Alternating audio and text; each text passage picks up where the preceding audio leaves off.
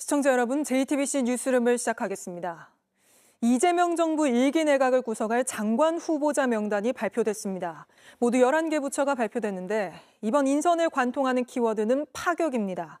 국방부 장관 후보자는 5.16 군사 쿠데타 이후 첫 민간인 출신이고 고용노동부 장관 후보자는 현직 기관사 출신으로 인선이 발표되는 그 순간에도 열차를 운행 중이었습니다. 여기에 윤석열 전 대통령에게 임명장을 받았던 송미령 농림축산식품부 장관이 공식적으로 유임되는 이례적인 상황까지 나왔는데 먼저 인선 내용부터 최규진 기자가 보도합니다. 이재명 정부 첫 국방부 장관에는 국회 국방위원장을 지낸 민주당 안규백 의원이 지명됐습니다. 대통령실은 군 출신이 아닌 인사가 국방부 장관에 지명된 건 5.16 군사 쿠데타 이후 64년 만이라고 설명했습니다. 64년 만에 문민 국방부 장관으로서 계엄에 동원된 군의 변화를 책임지고 이끌어 나갈 것입니다. 외교부 장관에는 조현 전 주 유엔 대표부 대사가, 통일부 장관엔 민주당 중진인 정동영 의원이 각각 발탁됐습니다. 과거 외교부 1, 2 차관과 노무현 정부에서 장관을 각각 지낸 만큼 전문성과 경험을 갖췄다는 설명입니다.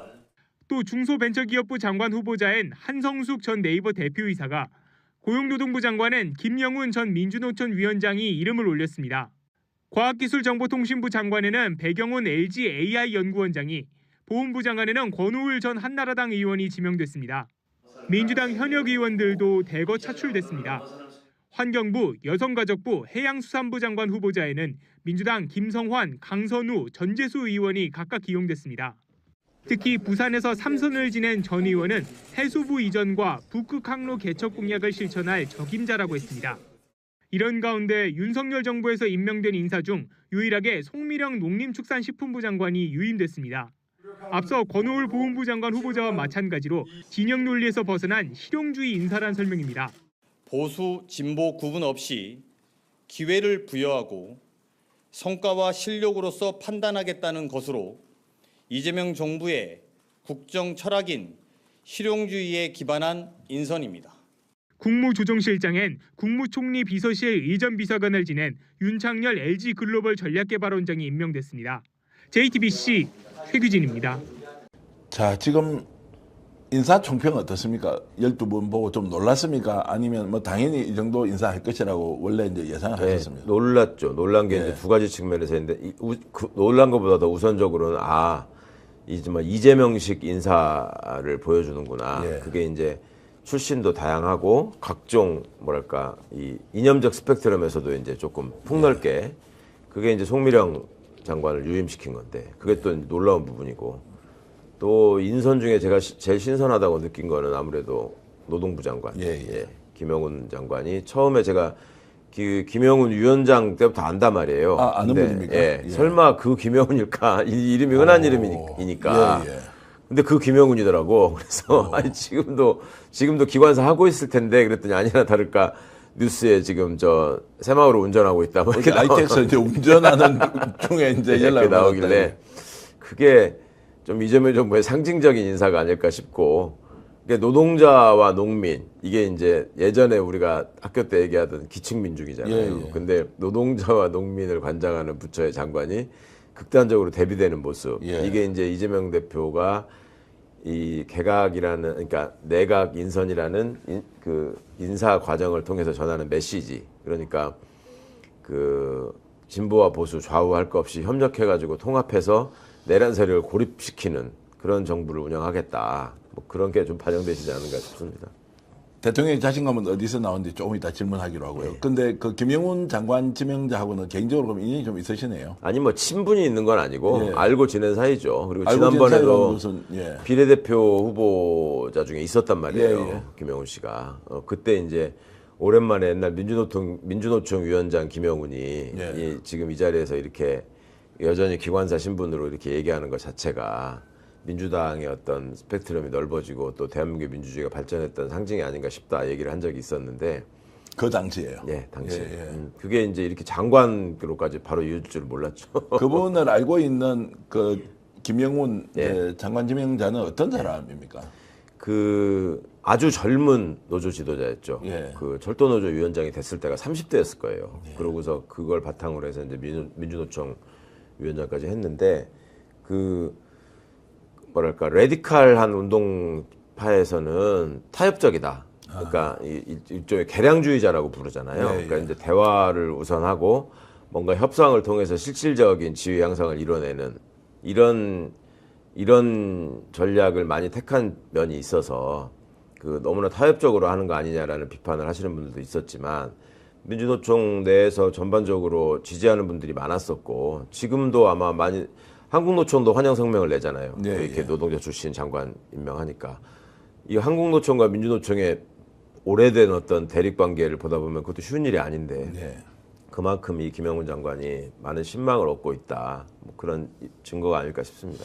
어제 보니까 이제 장관의 면면을 쭉 보니까 예. 법조인 출신들이 확실히 줄었다. 네. 또는 없다. 네. 뭐 이제 이런 확실히 생각이 들 줄고, 정도로 서울대 출신 줄고 그러니까요. 반갑더라고요 아주.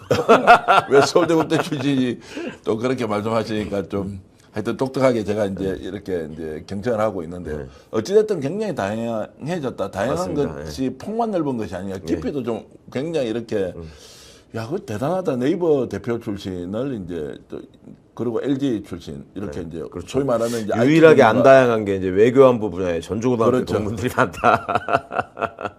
그러니까 위성락, 조현, 예. 지금 정동영 이분들이 다 전주고등학교 동문이란 예, 말이에요. 예. 그러니까 이제 화합은 잘 되겠구나. 소위 말하는 이제 전고 마피아가 대한민국 고대 마피아, 해병대 마피아 못지않은 이제 거기다가 이제 전고다 국방장관 이렇게. 안규백 의원도 원래 전북 출신이거든요. 예, 예. 전북 고창의 고향인데 고등학교를 광주에서 다니신 거니까. 예.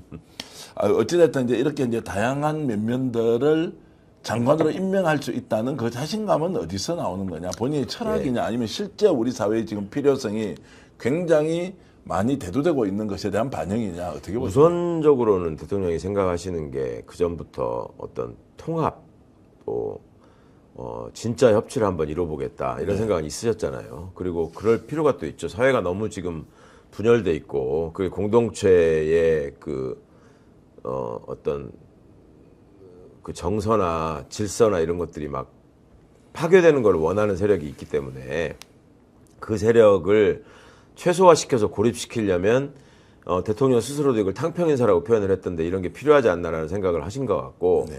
그런 걸 통해서 이제 대국민 메시지를 확실하게 능력 있는 사람을 어떤 정파를 가리지 않고 쓰겠다라는 거를 좀 보여주시려고 한 것 같고 또 하나는 이제 그 자신감 예전부터 이제 시장이나 도지사를 할 때 보여줬던 공무원은 신상필벌만 확실하면 충분히 통솔할 수 있다라는 자신감. 네. 거기다가 그 윤석열이 임명한 내각을 앉혀놓고 국무회의를 주재하고 토론을 시키는 과정에서 또 충분한 어떤 경험을 통해서 이 사람들 이렇게 해서 이끌고 가면 저쪽에 있던 사람들도 별다른 적이 없이 따라오겠구나라는 자신감이 생기신 거 아닌가 싶더라고요.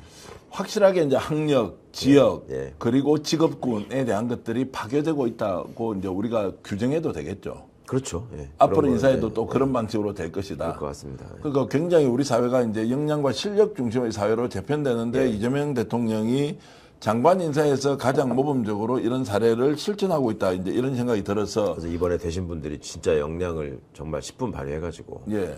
국민들한테 꼭 좀 박수를 받으셨으면 좋겠어요. 어떻습니까? 진짜 실력을 잘한다. 발휘를 할 것 같습니까? 아니, 면면을 뭐 보면 어떻습니까? 100%다 확신할 수는 없지만 예. 그래도 다들 주어진 임무를 잘 하실 분들 아닌가. 저는 이제 개인적으로 잘 모르는 분들도 껴 있어서 이게 특히 저 AI 분야의 전문가들이 지금 AI 수석도 들어오고 지금 과기부 장관도 되고 또 중기벤처부 분야에서도 네이버 대표를 하신 분이 가셨으니까. 네, 예. 그러니까 이제 우리 정부가 지향하는 바나 이런 것들을 앞으로 대한민국의 먹거리가 어느 쪽에서 생길 것인가 이거에 대한 대통령의 고민이 담겨 있다고 생각하는데요. 업계에서 충분히 인정받았던 분들이니까 네. 또 신망 있는 분들이니까 잘 해내실 거라고 믿어야죠. 이 지금 어제 지금 장관 후보자 인선이 이루어졌는데 좀 빨리 좀 된 것 같기도 해요. 아마 총리 끝난 후에 했어야 된다. 뭐 이렇지만 좀 빨리 단행이 된 것 같은데 좀 빨라진 이유는 뭘까요? 아무래도 빨리 해야 될 수밖에 없는 국가적인 상황이 지금 있는 상황이 것이죠. 너무 급박해서 그러네요. 그러니까 어쨌든 대통령이 된 다음에 국민께 드렸던 공약이라든지 어떤 국가 발전을 위해서 지난 3년 동안 허물어졌던 이 국가 운영에 대해서 다시 복원시키기 위해서는 네. 장관들이 빨리 임명이 되어서 각 부처에 대해서 다시 정비를 한 다음에 이 핵심 사업에 대해서 진행을 해 나가야 되기 때문인 거죠. 네. 그래서 이제 뭐 11개 부처에 대해서 단행을 했지만 저는 이재명 대통령께서 평소에 강조하셨던 이 실용에 대해서 실용. 그리고 협치에 대해서 이 두 가지의 본인의 어떤 이념에 대해서는 확실하게 보여주셨다라고 생각을 해요. 네. 그러니까 그 중에 첫 번째 제가 주목하는 게 이제 송미령 농림축산부 장관이에요. 유임됐습니다. 맞습니다. 깜짝 놀랐어요. 이것도 최초입니다. 아마도 정권이 연장되는 과정에서 새로운 대통령이 임명을 했는데 그 후보자가 낙마하는 경우가 생겨서 같은 정권 안에서, 그러니까 같은 당 안에서 정권이 연장됐을 때는 이런 경우가 있었지만 그럴 수 있죠. 예, 이렇게 예. 정권이 교체된 상황에서 된 건 또 최초라고 하더라고요. 그러니까 이분이 그럼 결정적으로 왜 유임하기로 했냐? 그러니까 우리 그 민주당에서 양곡법과 관련해 가지고 지난 정부에서 계속해서 우리가 법안을 발의했더만 거부권에 의해서 좌절됐잖아요. 그 장관인데요, 주무장관인데. 맞습니다. 근데 이제 국정기획위원회에서 이 사람이 이제 조건부로 매입하는 대안을 제시하는 모습을 보이면서 어쨌든 정부가 바뀌었기 때문에 새로운 대통령이 어떤 추진하고자 하는 이념에 대해서 충실하게 뒷받침을 하려고 하는 유연성을 보였기 때문에 이 부분에 있어서 이재명 대통령이 평가하셨다라고 말이 들리고 있습니다. 점수를 줬다는 게 송미령 장관 유임. 정권이 바뀌었는데 쓰는 모습. 어떻습니까? 이게 아주 중요한, 뭐 중요하다고 말하면 좀 그렇지만 핵심부터 뭐 네. 기재부라든지 교육부, 행안부, 법무부 여기는 아마 총리 인준 이후에 네. 좀 지명을 하겠죠. 맞습니다. 그러니까 뭐 모든 부처가 다 중요하지만 특히 네. 말씀 주셨던 데는 훨씬 더 신중하고 지금 뭐 조금 더 그 고려를 하고 그렇죠, 나서 그렇죠. 하실 거라고 보고요. 말씀 주셨듯이 이제 뭐 유임이라든지 저는 그 개인적으로 김영훈 고용노동부 장관 좀 되게 많이 이런 놀랐어요. 거를 본 적이 없어서. 민주노총 위원장에 심지어 현직 기관사분이 약간 뭉클하지 않습니까? 그러니까요. 저는 그런 생각이 좀 들어요. 진짜 그 장면을 보면서 많은 분들이 이게 진짜 굉장히 파격이다. 네. 굉장히 반응이 뜨겁습니다. 물론 다른 분들도 다 중요하지만 그래서 이런 점들로 봤을 때 앞으로의 또 이런 추가 그 인선들도 네. 굉장히 기대가 됩니다. 자, 뭐 사실 정치라는 게 메시지 또 인선 이런 걸로 어떻게 하고 싶은지 정치를 알 수 있는 건데 이번 부처 장관 인선 보면서 많은 것들이 좀 떠오르기도 했는데요. 탕평 인사냐, 뭐 통합 인사다, 지역 안배, 여성, 또 정치인 출신 등등. 또 이번에 이재명 정부에서 좀 했던 것 중에 국민 추천자가 또 있었습니다. 이번 장관 인선에 대해서 이런 것도 반영됐다는 게 강훈식 비서실장 이야기인데요. 이거 잠깐 들어보고 이야기 좀 이어가겠습니다. 오늘 발표한 장관 후보자의 일부는 국민 추천제의 추천 인물 리스트에도 포함되어 있습니다. 조연, 정동영, 안규백, 고노을, 송미령, 김성환, 김영훈, 강선우, 전재수, 한송숙 후보자 지명에는 공익을 위해 일해줄 것을 바라는 국민의 여망이 함께하고 있습니다. 모쪼록 후보자 한 분 한 분께서는 이러한 국민의 바람이 국정에 반영될 수 있도록 다시 한번 마음가짐을 다잡아 주실 것을 요청합니다. 자, 국민 추천제를 통해서 이렇게 됐던 분들이 많다라고 지금 밝힌 상황입니다. 아마 그분들이 좀 어깨도 무겁고 책임감도 더 클 것 같기도 하고요. 또 대통령도 고민을 좀 많이 했을 것 같기도 합니다. 이런 인선을 하면서. 그럼요. 여러 가지를 죄송합니다. 입체적으로 네. 고려했을 거라고 생각하는데 어쨌든 탕평, 실용, 포용 이 세 가지를 담기 위해서 많이 노력을 하신 것 같아요. 네. 근데 또 주목을 해야 될 것이 이제 우리가 알고 있지만 안규배 국방부 장관 후보자잖아요. 그러니까 64년 만에 첫 번째 민간인 출신 국방부 장관으로 이제 후보자가 됐는데 네. 이분이 이제 5선 국회의원입니다. 근데 국회의원을 하는 의정 활동하는 내내 거의 대부분의 시간을 국방에서 그 상임위 활동을 하셨거든요.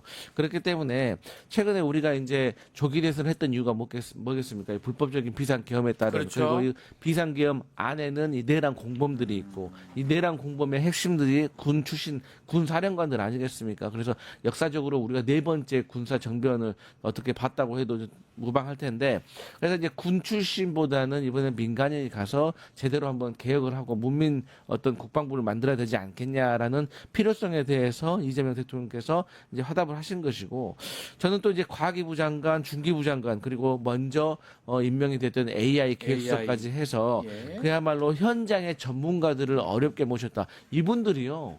우리가 생각했을 때는 장관 자리니까 당연히 영광스럽게 기뻐하면서 오지 않을까라고 생각을 하실 수도 있는데 네. 물론 마음속으로는 가슴 벅찬 명예가 있을 겁니다. 근데 실질적으로는 이분들 사실 연봉이 상당히 높으신 분들이에요. 그러니까요. 그렇기 때문에 이분들에게 입각을 해달라고 요청하는 것이 이분들 입장에서는 사실 고맙기도 하면서도 망설여지는 부분이 있고 또 인사청문회를 거치면서 사실 괜히 나도 모르고 있었던 나의 허물에 대해서 이게 밝혀지면서 가족들까지 피해 입지 않을까라는 힘들어요. 두려움이 있을 겁니다. 근데 이런 것들을 무릅쓰고 또 이재명 대통령의 요청에 화답을 해서 국가와 국민을 위해서 이 봉사하려고 나섰다는 점에 대해서 정말 감사드린다 이런 말씀 드립니다. 그 문민 장관, 국방부 장관 얘기를 좀 해봅시다. 네. 저 안규백 지금 의원 뭐 저도 사실 한번 여쭤봤는데 그때도 거절이나 거부 이상 할 수 있지라는 생각을 네. 한참 전이긴 하지만요. 네.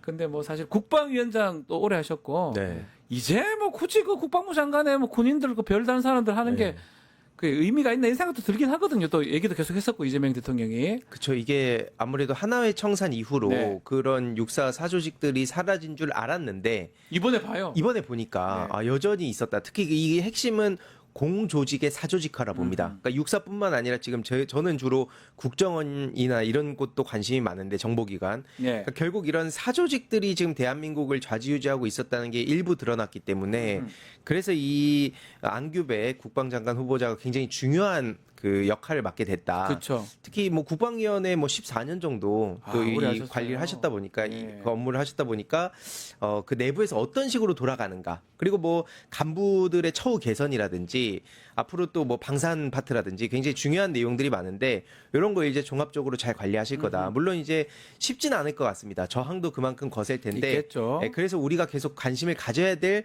중요한 그 부처 중에 하나다. 전 그렇게 생각을 합니다. 군대는 뭐 사관학교 출신들이나 뭐 이런 사람들이 군인들이 해야 되겠죠. 군령이라고 하는데 군정 뭐 그 위에 작용들은 민간인이 하는 게 맞고요. 대통령도 민간인 아니겠습니까? 국고통수권자도 국방부 장관이 민간인이라 아무런 문제가 없고요. 저는 오히려 파격 아닌가. 네. 그래서 한번 지켜보기로 하고 이번에 내란에 이 군인들이 다 가담했지 않습니까? 그런 측면도 있다고 봐야 될 것 같습니다. 통일부 장관 정동영 의원이 이 또 옛날에 했지 않습니까?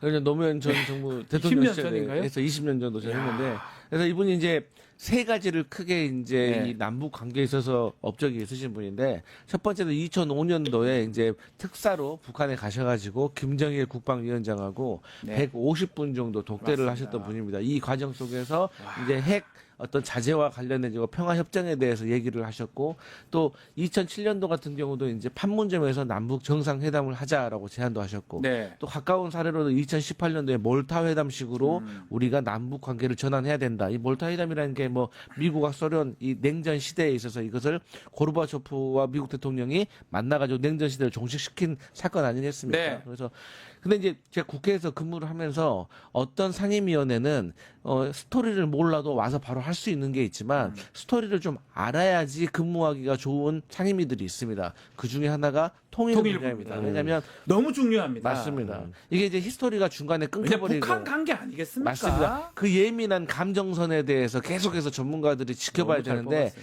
정치인들 중에서는 사실 이런 전문가가 많이 없습니다. 그렇기 때문에 그리고 이제 지금의 통일부가 보통의 기초 단체보다 더 작은 수준이에요. 제가 알기로 직원만 한 500명 정도밖에 안 됐고요. 일하기 싫어. 네.